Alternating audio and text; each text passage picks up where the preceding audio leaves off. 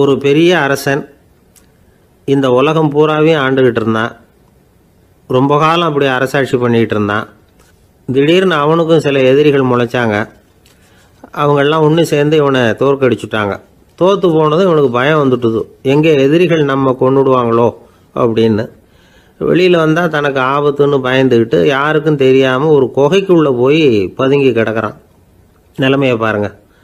முதல் நாள் அரண்மனையில் அதிகாரம் பண்ணிக்கிட்டு இருந்தவன் மறுநாள் குகையில் பயந்து போய் பதுங்கி கிடக்கிறான். ராத்திரி நேரம் வந்தது, பசி வயத்தை கிள்ளுது, பிச்சை எடுத்து சாப்பிட வேண்டிய நிலைமை. பிச்சை எடுக்கிறதுக்கு பாத்திரம் வேணுமே, என்ன பண்ணுறது அப்படின்னு அங்கேயும் இங்கேயும் பார்க்குறான். ஒரு மூலையில் யாரோ விட்டுட்டு போன ஒரு ஓடு கிடக்குது. அதை எடுத்துக்கிட்டு புறப்பட்டான். இருட்டில் வழி புரியல. ஏதோ ஒரு யூகத்தில் காலை மெதுவாக எடுத்து வச்சு நடந்து போயிட்டுருக்கிறான். வழியில் ஒரு கருப்பு நாய் படுத்து கிடந்தது. இருட்டில் அவன் இது கண்ணுக்கு சரியாக தெரியல. அவனுக்கு தவறி போய் காலை வச்சுட்டான். அது மேலே நாய் சும்மா இருக்குமா, வள்ளுன்னு விழுந்து கடிச்சு விட்டுது. காலை பார்க்குறான், காலத்தையும் நினச்சி பார்க்குறான். அரண்மனையில் வீரக்கழல் அணிந்த காலை உடைய மன்னா அப்படின்னு புகழ்வாங்களே புலவர்கள்லாம். ஆனால் அது இன்றைக்கி நாய் கடித்த காலம் ஆகிட்டுதே அப்படின்னு நினைக்கிறான். அது மட்டும் இல்லை, முன்னாடியெல்லாம் பொற்கிண்ணங்களில் தான் அவன் சாப்பிடுவான். ஆனால் இப்போது உடஞ்சி போன ஓட்டு, அது ஓட்டை கையில் வச்சுக்கிட்டு நிற்கிறான். அதில் ஏதாவது யாராவது சாப்பாடு போடுவாங்களான்னு. முன்னாடியெல்லாம் நிறைய பேர் அரண்மனைக்கு வருவாங்க. அரசருக்கு காணிக்கைன்னு சொல்லி இவன் காலடியில் கொண்டாந்து கொட்டுவாங்க. அப்போல்லாம் இவன் அந்த ஜனங்களுடைய முகத்தை திரும்பி கூட பார்க்கறதில்ல. ரொம்ப கர்வமாக உட்காந்துருப்பான். அதே ஆள் இன்றைக்கி எல்லார் கண்ணுலேயும் படுறது மாதிரி பிச்சை எடுத்துக்கிட்டு இருக்கிறான். அப்போலாம் காணிக்கைகளை தன்னுடைய கையால் வாங்கிறது தனக்கு கௌரவ குறைச்சல்னு நினச்சி தன்னுடைய வேலைக்காரங்களை விட்டு தான் அதை வாங்க சொல்லுவான். இப்போ பார்த்தீங்கன்னா அவனே தன் கையாலேயே பிச்சை வாங்குறான். நினச்சி பாருங்கள், அந்த மனுஷன் முத நாள் அரசன், மறுநாள் பிச்சைக்காரன். எவ்வளோ வித்தியாசம்! செல்வம் தான் இப்படி ஒரு வித்தியாசம் ஏற்படுறதுக்கு காரணம். அப்படிப்பட்ட செல்வம் வாழ்க்கையை நடத்துறதுக்கு நமக்கு தேவை தான். ஆனால் அதையே நாம் அடைய வேண்டிய பயனாக நினைக்கிறோம் பாருங்கள், அதுதான் வேடிக்கை. இதை நம்மாழ்வார் அழகாக ஒரு பாசுரத்தில் சொல்கிறார். ஒரு நாயகமாய் ஓட உலகுடன் ஆண்டவர், கருணாய் கவர்ந்த காலர், சிதைகிய பானையர், பெருநாடு காண இம்மையிலே பிச்சைதாம் கொள்வர், திருநாரணன் தாழ் காலம் பெற சிந்தித்து உய்மினோ அப்படிங்கிறார் நம்மாழ்வார். ஒரு பெரிய பணக்காரர் ஒரு துறவிகிட்ட போய், சாமி என்கிட்ட நிறைய பணம் இருக்குது, இருந்தாலும் நிம்மதி இல்லை, என்னால் நிம்மதியாக இருக்க முடியல, என்ன காரணம்னு கேட்டாராம். உடனே அந்த துறவி இதுக்கு நேரடியாக பதில் சொல்லாமல் பக்கத்தில் நின்றுக்கிட்டு இருந்த ஒரு குழந்தைய கூப்பிட்டார். அது ஓடியாந்தது. ஒரு ஆப்பிள் பழத்தை எடுத்து அது கையில் கொடுத்தார். அதை வாங்கிக்கிட்டு குழந்தை சிரிச்சுது. இன்னொரு பழத்தை எடுத்து கொடுத்தார். அதை இன்னொரு கையில் வாங்கிட்டு சிரிச்சுது. மூணாவது ஆப்பிள் எடுத்து கொடுத்தார். 2 பழத்தையும் நெஞ்சில் அணைச்சிக்கிட்டு 3ஆவது பழத்தையும் வாங்கிறதுக்கு முயற்சி பண்ணிச்சு. ஆனால் அது உடனே நழுவி கீழே விழுந்து உருண்டு ஓடிச்சு. ஏற்கனவே இருந்ததும் விழுந்துட்டுது. இப்போ அந்த குழந்தை அழ ஆரம்பிச்சுட்டுது. இப்போ அந்த துறவி பணக்காரர்கிட்ட சொன்னாராம், குழந்தைய கவனிச்சியா, 2 ஆப்பிள் போதும்னு அது நினச்சிருந்தா இப்போ அது அழ வேண்டிய அவசியம் வந்திருக்குமா அப்படின்னாராம். எதுவுமே அளவுக்கு மிஞ்சினா துன்பந்தான். இந்த காலத்தில் இதெல்லாம் யார் காதில் வாங்குறாங்க? ஒருத்தனை நல்ல வழிக்கு கொண்டு வரணும்னு நினச்சி அவனை கூப்பிட்டு உட்கார வச்சு இந்த கதையை சொல்லிகிட்டு இருந்தாங்க. சொல்லிவிட்டு அந்த குழந்தை செஞ்சது தப்பு தானே அப்படின்னு கேட்டிருக்கிறாங்க. ஆமாம், தப்பு தான், நானாக இருந்தால் அப்படி செஞ்சுருக்க மாட்டேன் நானா இவன். 2 பழமே போதும்னு சொல்லியிருப்பியா அப்படின்னு கேட்டிருக்காங்க. அப்படி இல்லைங்க, அவர் கொடுக்க கொடுக்க ஒவ்வொரு பழமாக வாங்கி பின்னாடி வச்சுட்டு மறுபடியும் கையை நீட்டுவேன் அப்படிங்கிறானா. இவெல்லாம் எந்த காலத்தில் திருந்துறது? ஒரு ஊரில் ஒரு ஆள் இருந்தான், தையல் கடை வச்சுருந்தான். அவங்ககிட்ட ஒருத்தன் ஒரு சட்டை துணி எடுத்து கொடுத்து தைக்க சொல்லியிருந்தான். வர்ற சனிக்கிழமை வா, வாங்கிட்டு போ அப்படின்னு அவன் சொல்லியிருந்தான். அதே மாதிரி இவன் வந்தான். அவன் தச்சு வச்சிருந்த சட்டையை கொடுத்தான். இவன் வாங்கி அங்கேயே போட்டு பார்த்தான். கை நீளம் ஒன்றுக்கு ஒன்று வித்தியாசமாக இருந்தது. வலது கை இடது பக்கத்தை விட நீளம் குறைச்சலாக இருந்தது. அவன் முணுமுணுக்க ஆரம்பிச்சுட்டான், என்ன இது இப்படி தைச்சுட்டியேன்னு. இதுக்கு அவன் சொன்னான், ஐயையோ இதுக்காகவா சங்கடப்படுறீங்க, வலது கையை மட்டும் கொஞ்சம் உள்ளே இழுத்தாப்புல வச்சுக்கிட்டீங்கன்னா சரியாக போகுது, மற்றபடி அந்த சட்டையில் உள்ள கலை அம்சத்தை கவனிங்க, எவ்வளோ அற்புதமாக தைச்சிருக்கேன் பாருங்கள், ஒரு சின்ன குறைய இப்படிலாம் பொருட்படுத்த வேண்டியதில்லை, நான் சொன்னது மாதிரி கையை கொஞ்சம் உள்ளே இழுத்தது மாதிரி வச்சுக்கிட்டு நடந்து போங்க, ஜோராக இருக்கும் அப்படின்னா. அவனும் யோசிச்சு பார்த்தான், சரியான யோசனையாக தான் தோணுச்சு. கொஞ்சம் முயற்சி பண்ணி வலது கையை கொஞ்சம் உள்ளே இழுத்து சட்டை சரியாக இருக்கிறது மாதிரி பண்ணிக்கிட்டான். இப்போ மறுபடியும் ஒரு பிரச்சனை. வலது கையை உள்ளே இழுத்த மாதிரி அப்படியே வச்சுக்கிட்டதும் முதுகு பக்கம் கொஞ்சம் துணி தளர்த்தியாக தொங்குறது மாதிரி தெரிஞ்சுது. என்ன இது, முதுகு பக்கம் துணி குவிஞ்சுட்டுதே, தொங்குதே அப்படின்னா மறுபடியும் அடடா இதுக்காகவா கவலைப்படுறீங்க, உடம்ப அதுக்கு தகுந்த மாதிரி கொஞ்சம் வளைச்சிக்கிட்டா சரியா போடுது. இதுக்காக அந்த அழகான தையலை பிரித்து அதில் உள்ள கலை அம்சத்தை கெடுக்கிறதுக்கு என் மனசு இடம் தரல. எவ்வளவுக்கு தளர்த்தியா இருக்கோ அவ்வளவுக்கு கொஞ்சம் உடம்ப வளைச்சி அப்படி குனிஞ்சது மாதிரி போங்க போதும் அப்படின்னா. அதுவும் நல்ல யோசனையாக தான் பட்டுது இவனுக்கு. சரின்னு சொல்லிவிட்டு புறப்பட்டான். தெருவில் இறங்கினான். கையை கொஞ்சம் உள்ளே இழுத்தான். உடம்ப கொஞ்சம் முன்னால் வளைச்சான். சட்டைக்கு தகுந்த மாதிரி உடம்ப பண்ணிக்கிட்டான். மெதுவாக நடந்து போகிறான். இப்போ எதிரில் இன்னொருத்தன் வரான். இவனை பார்க்குறான். இவன் போட்டிருக்கிற சட்டையை பார்க்குறான். ஆஹா அற்புதம்ங்கிறான். சும்மா சொல்லக்கூடாது, ரொம்ப நல்லா இருக்கு. நிச்சயமா இது இந்த ஊர் மேல தெருவில் இருக்கிற ஒருத்தன் இருக்கானே, அவன் தைச்சதா தான் இருக்கணும் அப்படின்னா. இதை கேட்டதும் அவனுக்கு ஆச்சரியம். எப்படி அவ்வளவு கரெக்டா கண்டுபிடிச்சிங்க அப்படின்னு கேட்டிருக்கான். இதுக்கு அந்த வழிபோக்கன்னு சொன்னானா, அவன் ரொம்ப கெட்டிக்காரன். உங்களை மாதிரி உடம்பும் கையும் வளைஞ்சு போன ஒரு ஆசாமிக்கு அவனை தவிர வேற யாராலேயும் இவ்வளவு பொருத்தமான ஒரு சட்டையை தைக்க முடியாது அப்படின்னானா. பாருங்க, அவனுக்காக இவன் அனுசரிக்க போய் இவனோட நிலைமை எப்படி ஆயிடுது பாருங்க. இதே மாதிரி தான் சில சடங்குகளும் சம்பிரதாயங்களும் நம்மளை கோமாளி ஆக்கி விட்டுரும். எதுவா இருந்தாலும் அதுல அறிவுபூர்வமான அணுகுமுறை அவசியம்.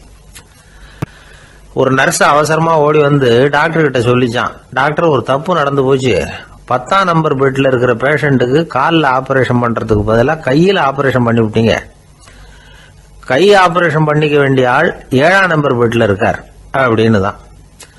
அதுக்கு ஒரு பதட்டப்படாம சொன்னாராம், பரவாயில்ல இவரை தூக்கி 7ஆம் நம்பர் பெட்ல போட்டுரு அப்படின்னாராம். ஒரு மனிதர் அவர் யாருக்கிட்டே தொலைபேசியில பேசிட்டு இருக்கிறார். கொஞ்சம் தூரத்துல நாம நிக்கிறோம். எட்டத்துல இருந்துகிட்டு அவரை கவனிக்கிறோம். அவர் போன்ல பேசுறத, அவர் பேசுகிற வார்த்தைகள் என்ன அப்படிங்கறது நம்ம காதுல விழல. ஆனாலும் அவர் பேசிக்கிட்டு இருக்கிறது நல்ல செய்தியா கெட்ட செய்தியா அப்படிங்கிறத நம்மளால யூகிக்க முடியும். மகிழ்ச்சியான செய்தியை பேசும்போது முகம் மலருது, புன்னகை பூக்குது. இதுல ஒண்ணு நீங்க கவனிக்கணும், தொலைபேசியில நாம பேசுறப்போ நம்மோட பேசுறவர் எதிரில் இல்லை. அவர் தொலைபேசி வழியா நம்ம குரலை மட்டும்தான் கேட்க போறார், நம்ம முகத்தை அவர் பார்க்க போறது இல்லை. அப்படி இருந்தும் அப்ப நம்ம முகம் ஏன் மலரணும் அப்படின்னா இதுதான் உடல் மொழி, பாடி லாங்குவேஜ் அப்படின்னு சொல்றாங்க. நம்ம அறியாமலேயே நம்ம உடம்பு செய்திகளை தெரிவிக்குது பாருங்க, அதுதான் உடல் மொழி.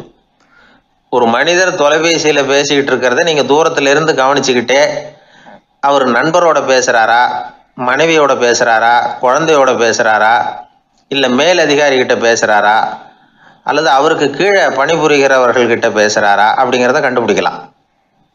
அதுக்கு காரணம் அவருடைய உடல் மொழி. இந்த உடல் மொழி கூட நம்ம வாழ்க்கையின் முன்னேற்றத்துக்கு பயன்படும். இதை பத்தியெல்லாம் கூட சில நிபுணர்கள் ஆராய்ச்சி பண்ணி பார்த்துருக்குறாங்க. அவங்க சில விவரங்களை சொல்றாங்க. குறிப்பா ஒருத்தர் தன்னுடைய நாற்காலியில கிட்டத்தட்ட படுத்துக்காத குறையா உட்காந்துருக்கிறாருன்னு வச்சுக்கோங்க.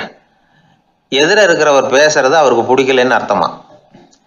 தலையை சொரிஞ்சிக்கிறது, வேற வேற திசைகளில் பார்க்கறது, கொட்டாவி விடுறது, கால்களை மாற்றி போட்டு உட்கார்றது, களைப்பா கை விரல்களை அப்படியே பின்னிக்கிறது, அடிக்கடி கடிகாரத்தை பார்க்கறது, இப்படிலாம் ஒருத்தர் பண்ணிக்கிட்டு இருக்கிறாருன்னா நாம் கூடிய சீக்கிரம் அந்த இடத்த விட்டு எழுந்திரிச்சு வந்துடுறது நல்லது.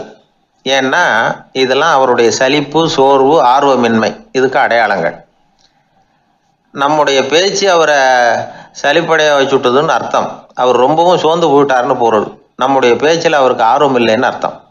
அதே நேரத்தில் நாற்காலியின் நுனியில் அமர்ந்து உடலை முன்னுக்கு நகர்த்தி எதிர இருக்கிறவரின் கண்களை பார்த்துக்கிட்டே பேசினாலும் சரி அல்லது பேச்சை கேட்டாலும் சரி, உங்கள் பேரில் மற்றவங்களுக்கு உள்ள பிடிப்பு அதிகரிக்கும். நாம் எப்படிப்பட்டவருங்கிறத நம்ம உடம்பும் நடை உடை பாவனையும் அடுத்தவங்களுக்கு காட்டி கொடுத்துரும். உங்கள் உடம்பு, உங்கள் பார்வை, நடை, உட்கார்ற விதம், இதை வச்சுக்கிட்டே நீங்கள் பொறுப்புள்ளவரா, முரடரா, அலட்சியமானவரா, மரியாதை தெரிஞ்சவரா, அடக்கமானவரா, நம்பிக்கைக்கு உரியவரா, நாணயம் இல்லாதவரா, பயந்தவரா, திறமசாலியா, அப்பாவியா அப்படிங்கிறதெல்லாம் கண்டுபிடிச்சிடலாம்.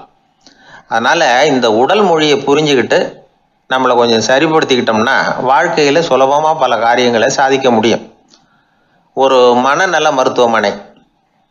அங்கே ஒருத்தர் ஒரு நாற்காலியில் உட்காந்துக்கிட்டு கார் ஓட்டுறது மாதிரி அப்படி பாவனை பண்ணிகிட்டு இருந்தார். ஸ்டியரிங்கை திருப்புறது மாதிரி, பின்னாடி வர்ற வண்டியை நிற்க சொல்கிறது மாதிரி, அப்புறம் இவர் ஒதுங்கிக்கிட்டு அவருக்கு வழி விடுறது மாதிரி, இப்படிலாம் சேட்டைகள் பண்ணிக்கிட்டு இருந்தார் மனநல மருத்துவமனையில். இதை பார்த்துக்கிட்டு இருந்த ஒருத்தர் பக்கத்தில் இருந்த இன்னொருத்தர்கிட்ட கேட்டார், இவர் ஏன் இப்படி பண்ணுறாரு, இவருக்கு ஏன் அப்படி வந்தது நிலைமை அப்படின்னு சொல்லி அவர் விசாரித்தார். அப்போ அவர் விவரம் சொன்னார். வேற ஒன்றும் இல்லைங்க, இவருக்கு கார் ஓட்டணும்னு ஆசை ரொம்ப காலமாக, அது நிறைவேறாமல் போயிட்டுது. அதுக்கப்புறம் அவர் மனநோயாளியை மாறிட்டார். இங்கே அழைச்சிட்டு வந்தாங்க. இங்கே அழைச்சிட்டு வந்ததுலேருந்து அப்படி தான் பண்ணிகிட்டு இருக்கிறார். அவர் கார் ஓட்டுறது மாதிரிலாம் பாவனை பண்ணிகிட்டு இருப்பார், திருப்புறது மாதிரி பண்ணுவார், பின்னாடி வர்றவங்களுக்கு இடம் விடுவார், இப்படிலாம் செய்கிறார் அப்படின்னு விவரம் சொன்னாங்க. நீங்கள் சொல்லப்படாதா, இப்போ நீங்கள் கார் ஓட்டல, வெறும் நாற்காலியில் தான் உட்காந்துருக்குறீங்க அப்படின்னு நீங்கள் சொல்லப்படாதா அவருக்கு அப்படின்னு கேட்டாங்க. அது முடியாதுங்க, ஏன்னா அந்த காரை கழுவுறதுக்காக அவர் தினமும் எனக்கு 10 ரூபா கொடுத்துக்கிட்டு இருக்கிறார் அப்படின்னாராம் அங்கே வேலை செஞ்சுக்கிட்டு இருந்த ஒருத்தர். அதனால் வாழ்க்கையில் நாம் இந்த உடல் மொழியை புரிஞ்சுக்கணும். உடல் மொழிங்கிறது இப்போ ஆரம்பத்தில் சொன்னது மாதிரி அந்த தொலைபேசியில் பேசுகிறவங்கள தூரத்திலிருந்து பார்த்தாவே அவர் யாருக்கிட்ட பேசுகிறார் என்ன பேசுகிறாருன்னு தெரியும். நம்ம முகத்தை நல்லா வச்சுக்கணும். உடல் மொழியை நம்ம புரிஞ்சுக்கிட்டு பயன்படுத்த ஆரம்பித்தோம்னா எந்த முயற்சி பண்ணினாலும் அதில் வெற்றி நிச்சயம். ஒரு சின்ன பையன் என்னை தேடிட்டு ஓடி வந்தான். ஒரு கதை சொல்லுங்கன்னா, சொந்தமாக எதுவும் தெரியாதே என்ன, உங்களுக்கு சொந்தமாக எதுவும் தெரியாதுன்னு எனக்கும் தெரியும் அப்படின்னா. இந்த பையன் அடிக்கடி என்கிட்ட கதை கேட்குறவன், அதனால் என்னோட ரகசியம்லாம் அவனுக்கு அத்துப்படி. அதனால தான் அவ்வளவு தெளிவாக அடித்து விட்றான்.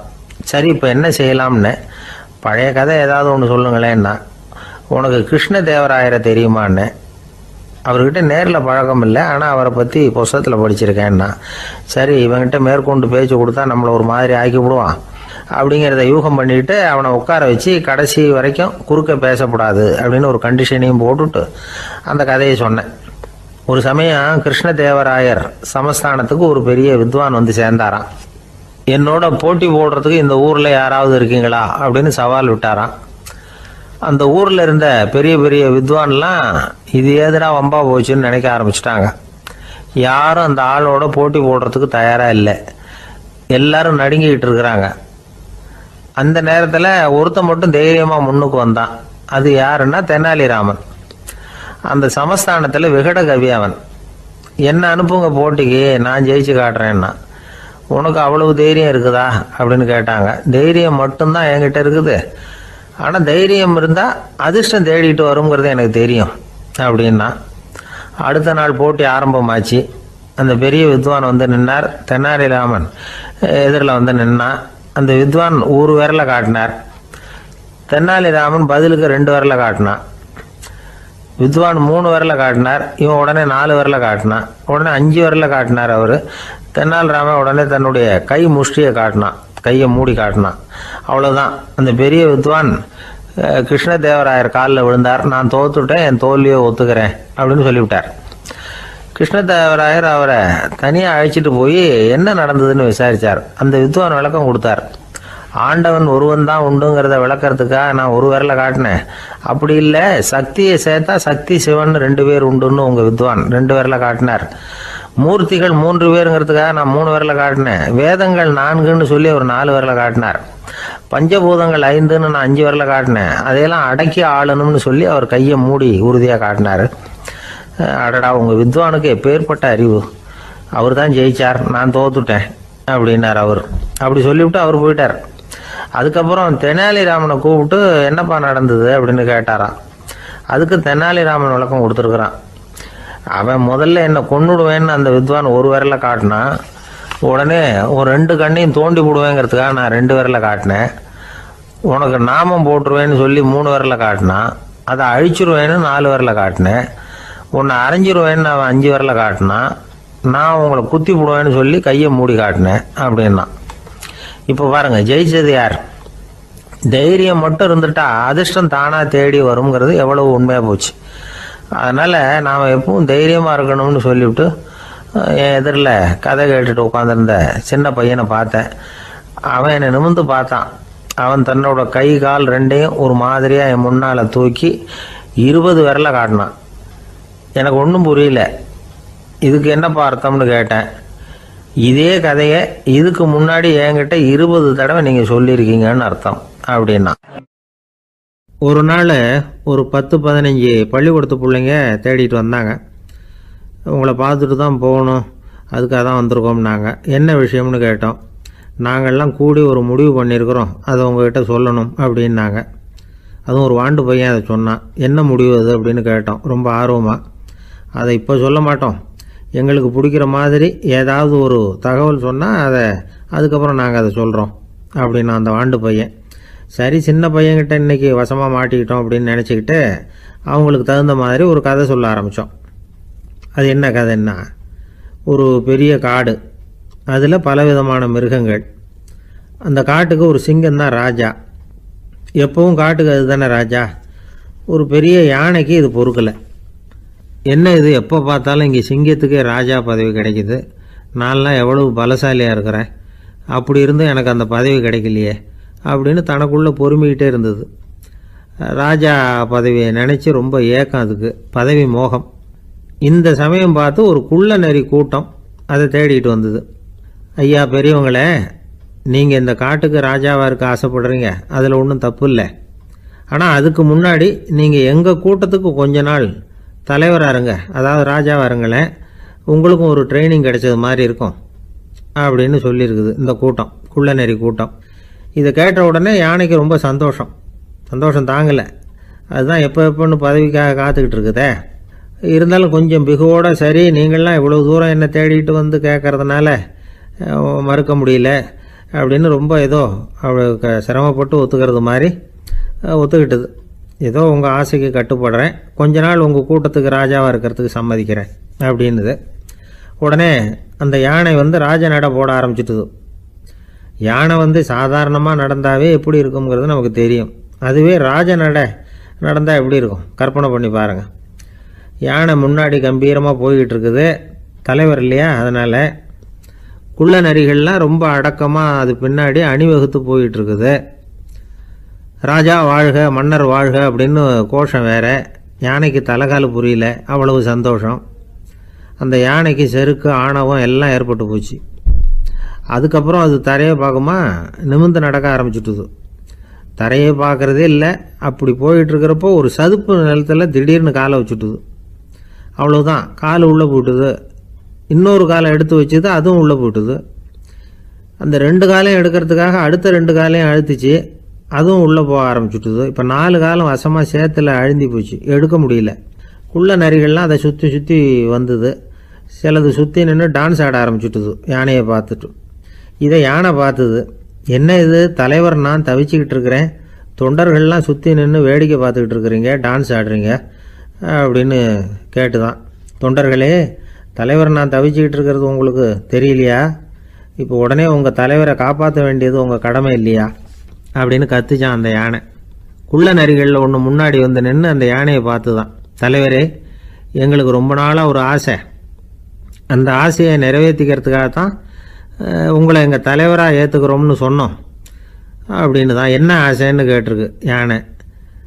யானை கறி சாப்பிட்டு பார்க்கணுங்கிறது எங்களுக்கு ரொம்ப நாளாக ஆசை, அது இன்றைக்கி தான் நிறைவேற போகுது அப்படின்னு தான் அந்த நரி.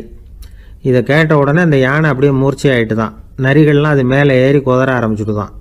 பதவி மேலே இருந்த பேராசை அந்த பலசாலியான யானையையே மாட்டி விட்டுட்டுது பார்த்தீங்களா அப்படின்னு சொல்லி முடித்தோம் இந்த கதையை அந்த சின்ன பிள்ளைங்க கிட்ட. சரிங்க, இப்போ நாங்கள் உங்களை தேடி வந்த விஷயம் என்னங்கிறத சொல்லவா அப்படின்னா ஒரு வாண்டு பையன். சீக்கிரம் சொல்லு தம்பி, சஸ்பென்ஸ் தாங்கலை அப்படின்னோம். அவன் மெதுவாக எங்களை பார்த்து சொல்கிறான், எங்களுக்கு கொஞ்ச நாள் நீங்கள் தலைவராக இருந்தால் தேவலை அப்படின்னா. ஒரு குரு, இளம் சீடர்கள் எதிரில் உட்காந்துருக்கிறாங்க. குரு பாடம் நடத்திக்கிட்டு இருக்கிறார். சீடர்களுக்கு ஒரு ஆசை, அதாவது ஒரு முக்கியமான மந்திரத்தை நம்ம குருநாதர்கிட்ட இருந்து கற்றுக்கணும் அப்படிங்கிறது அவங்க ஆசை. அது என்ன மந்திரம்னா, இறந்தவரை உயிர்ப்பிக்கக்கூடிய புனித மந்திரம், அதாவது செத்தவங்களுக்கு மீண்டும் உயிர் உண்டாக்குகிற மந்திரம். குருவே தயவு பண்ணி அந்த மந்திரத்தை எங்களுக்கு உபதேசிக்கணும் அப்படின்னு கேட்டாங்க. அது ரொம்ப ஆபத்தானது, அது என்னத்துக்கு உங்களுக்கு வேண்டாமேன்னாராம் குரு. எங்களுடைய நம்பிக்கை உறுதிப்படுறதுக்காகத்தான் கேட்குறோம், வேற ஒன்றும் இல்லை அப்படின்னு நாங்களாம் சீடர்கள். பக்குவப்படாத அறிவுங்கிறது ரொம்ப ஆபத்தானது அப்படின்னாராம் குரு. இது சீடர்களுக்கு புரியல. அது எப்படிங்க பக்குவப்படாத அறிவு ஆபத்தானதுன்னு சொல்றீங்க, அப்படின்னா என்ன அப்படின்னு கேட்டிருக்காங்க சீடர்கள். குரு அதுக்கு விளக்கம் கொடுத்தாராம். அந்த மந்திரத்தை எப்போ பயன்படுத்தணுங்கிறது முக்கியம். அதை அறியக்கூடிய ஞானம் ஏற்படுகிற வரைக்கும் அதை தெரிஞ்சுக்காம இருக்கிறது தான் நல்லது, இல்லைன்னா ஆபத்துன்னாராம். ஆனால் அந்த சீடர்கள் அதை கேட்குற மாதிரி இல்லை, ரொம்ப பிடிவாதம் பண்ண ஆரம்பிச்சுட்டாங்க. சரி வாங்க சொல்கிறேன்னார் குரு. எல்லாரும் வந்தாங்க. அந்த புனித மந்திரத்தை அவங்களுக்கு ரகசியமாக உபதேசம் பண்ணார். உபதேசம் பண்ணிவிட்டு அவங்களுக்கு எச்சரிக்கையும் கொடுத்தார். இந்த மந்திரத்தை நல்லா ஆராய்ச்சி பார்த்ததுக்கு அப்புறம் தான் உச்சரிக்கணும், அவசரப்பட்டு எதுவும் செஞ்சிடக்கூடாது அப்படின்னு ஒரு தடவைக்கு பல தடவை எச்சரிக்கை கொடுத்தார். சரின்னு சொல்லிவிட்டு அவங்கெல்லாம் மந்திரத்தை கற்றுக்கிட்டு எழுந்திரிச்சு போயிட்டாங்க. ஒரு நாள் அந்த சீடர்கள் எல்லாம் மணற்பாங்கான இடத்துல அப்படியே நடந்து போயிட்டு இருக்கிறாங்க. ஒரு பாலைவன பகுதி மாதிரி ஒரு இடம். அங்கே ஒரு இடத்துல எலும்புகள் குவியலாக கிடந்தது. உடனே இந்த சீடர்கள் முன்ன பின்ன யோசிக்காம தியானமும் பண்ணாம அந்த மந்திரத்தோட பயனை சோதிச்சு பார்க்கணும் அப்படின்னு நினச்சிக்கிட்டு அந்த மந்திரத்தை உச்சரிக்க ஆரம்பிச்சிட்டாங்க. அவ்வளவுதான். உடனே என்னாச்சு தெரியுமா? அந்த எலும்புகள் எல்லாம் ஓநாய்களாக மாறி அவங்கள துரத்த ஆரம்பிச்சுட்டுது. சீடர்கள் எல்லாம் தலைதெறிக்க ஓட ஆரம்பிச்சிட்டாங்க. ஓநாய்களும் விடலை, அவங்கள துரத்தி பிடிச்சி கடிச்சு கொதற ஆரம்பிச்சுட்டுது. அப்போதான் அந்த சீடர்களுக்கு குரு சொன்ன அறிவுரையோட அர்த்தம் புரிஞ்சுது. பக்குவப்படாத அறிவு ஆபத்தானது அப்படிங்கிறது. அதனால இதுலேருந்து நாம் தெரிஞ்சுக்க வேண்டியது என்னன்னா, நாம் நம்ம அறிவை வளர்த்துக்கிட்டா மட்டும் போதாது, அந்த அறிவை எப்போ எப்படி பயன்படுத்தணும் அப்படிங்கிற பக்குவமும் நமக்கு வரணும். அப்போ தான் வாழ்க்கை நல்லபடியாக அமையும், இல்லைன்னா இடைஞ்சல் தான். இந்த காலத்தில் சில சின்ன பிள்ளைங்களுக்கே அறிவு ரொம்ப பக்குவப்பட்டிருக்குங்கிறத உணர முடியுது. ஒரு சின்ன பையன் பள்ளிக்கூடத்தில் மார்க் லிஸ்ட் கொடுத்தாங்க, வாங்கிக்கிட்டு அவசரமாக வீட்டுக்கு ஓடினான். எதிரில் வந்த ஒருத்தர் கேட்டார், என்ன அவசரம், ஏன் இப்படி வேகமாக ஓடுறேன்னார். எங்கள் அம்மா கிட்ட அடி வாங்கணும், அதுக்காக தான் ஓடுறேன்னா. அடி வாங்கிறதுக்கா இவ்வளவு அவசரம்னார் அவர். அப்படி இல்லைங்க, நான் போகிறதுக்குள்ளே எங்கள் அப்பா வீட்டுக்கு வந்துட்டாருன்னா அவர்கிட்ட அடி வாங்க வேண்டியிருக்கும், அதை அவாய்ட் பண்ணுறதுக்காக இப்படி ஓடுறேன் அப்படின்னு நானும் அந்த பையன். திருநெல்வேலி மாவட்டத்தில் கோவில்பட்டிக்கு பக்கத்தில் உள்ள ஊர் கடம்பூர். காமராசர் முதலமைச்சராக இருந்த காலம். கடம்பூரில் ஒரு பள்ளி சீரமைப்பு மாநாடு நடக்குது. அந்த பக்கத்தில் உள்ள பள்ளிக்கூடம்லாம் அதில் கலந்துக்குது. கண்காட்சி வேற, ஊர் பூரா விழா கோலம். மறுநாள் மாநாடு நடக்க போகுது. ஆனால் முதல் நாளே மழை பிடிச்சிக்கிட்டுது. மறுநாளும் அது விடாமல் பேஞ்சிக்கிட்டு இருக்குது. காமராசர் காலையிலேருந்து பல்வேறு நிகழ்ச்சிகளில் கலந்துக்கிட்டு சாயந்தரமாக கடம்பூருக்கு சேர வேண்டியவர். மழை பேஞ்சிக்கிட்டு இருக்கிறதுனால நிகழ்ச்சி ரத்தாயிடுமோ என்னமோ அப்படின்னு எல்லாரும் சந்தேகப்பட்டுக்கிட்டு இருக்கிறாங்க. அவர் கோவில்பட்டி பயணிகள் விடுதியில் இருக்கிறார். கடம்பூர்லேருந்து சில பேர் போய் அவரை சந்திக்கிறாங்க. மழை பெஞ்சிக்கிட்டு இருக்குதே, என்ன செய்யலாம் அப்படின்னு கேட்குறாங்க. மழை பெஞ்சா நல்லது தானே, அதுக்காக மாநாட்டை எதுக்காக ரத்து செய்யணும்? ஆசிரியர்கள் எவ்வளவு கஷ்டப்பட்டு ஏற்பாடு பண்ண மாநாடு, கட்டாயம் வந்துடுறேன் அப்படின்னாராம் காமராசர். உடனே புறப்பட்டார். மழையை பொருட்படுத்தாத மக்கள் கூட்டம், அது கலையாமல் காத்துக்கிட்டு இருக்கிறாங்க அவ்வளோ பேரும். தலைவர் வந்துட்டார்னு தெரிஞ்சது ஜனங்களுக்கு ஏகப்பட்ட உற்சாகம். ஜனங்கள் அவ்வளவு உற்சாகமாக வரவேற்றாங்க. மாநாடு ஆரம்பமாச்சு. மலர் மாலைகள் மலை மாதிரி குவிய ஆரம்பிச்சுட்டுது. வரிசையாக ஒவ்வொரு கல்வி நிலையம் சார்பாகவும் வரவேற்பு பத்திரம் வாசித்து கொடுக்குறாங்க.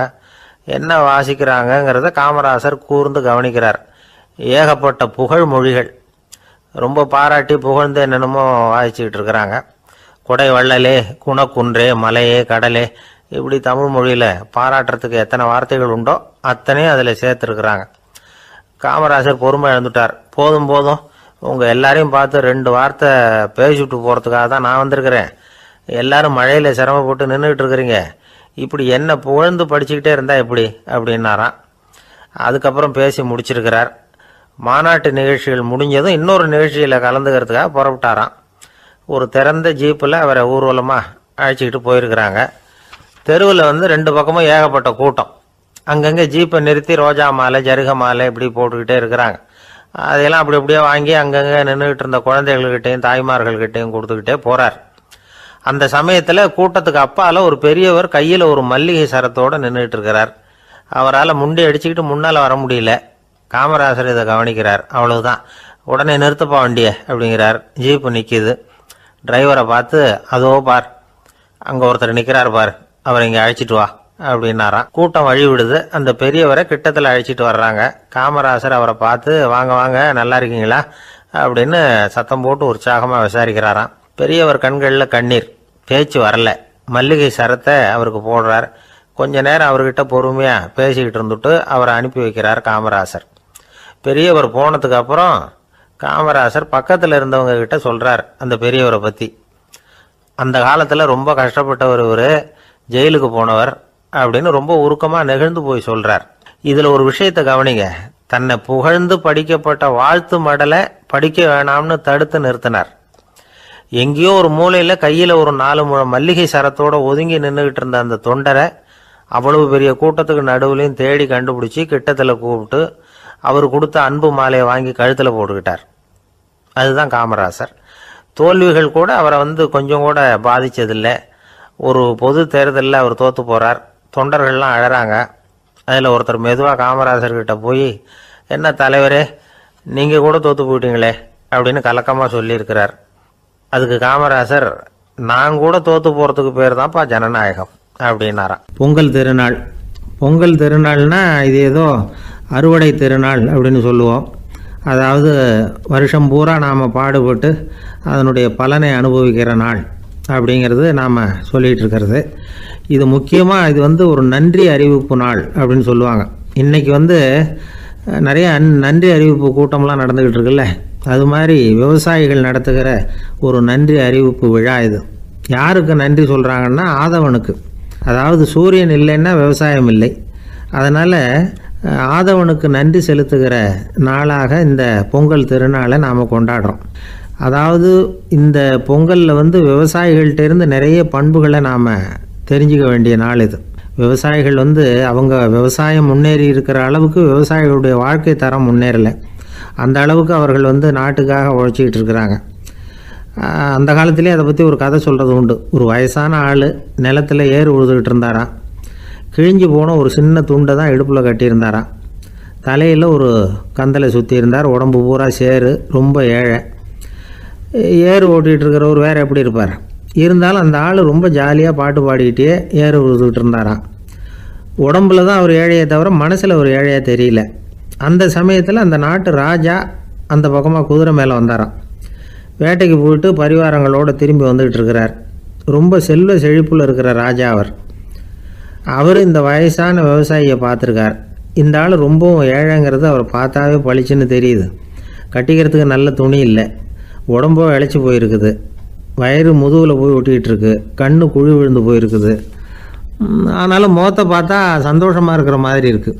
இவ்வளோ உற்சாகமாக பாடிக்கிட்டு இருக்கிறாரே அப்படின்னு ஆச்சரியமாக நினச்சி பார்த்தார் அந்த ராஜா. சரி, அவர்கிட்ட கொஞ்சம் பேச்சு கொடுத்து பார்க்கலாம் அப்படின்னு முடிவு பண்ணார். ஐயா பெரியவரே, இப்படி கொஞ்சம் வர முடியுமான்னாராம். பொழுது போகிறதுக்குள்ளே நான் இந்த வயல் பூரா உழவு ஓட்டி ஆகணும், அதனால் பேசுகிறதுக்கு நேரம் இல்லை அப்படின்னாராம் அந்த பெரியவர். என்ன அவ்வளவு அவசரமாக? மீதி இருந்தால் நாளைக்கு உழுதக்கூடாதா?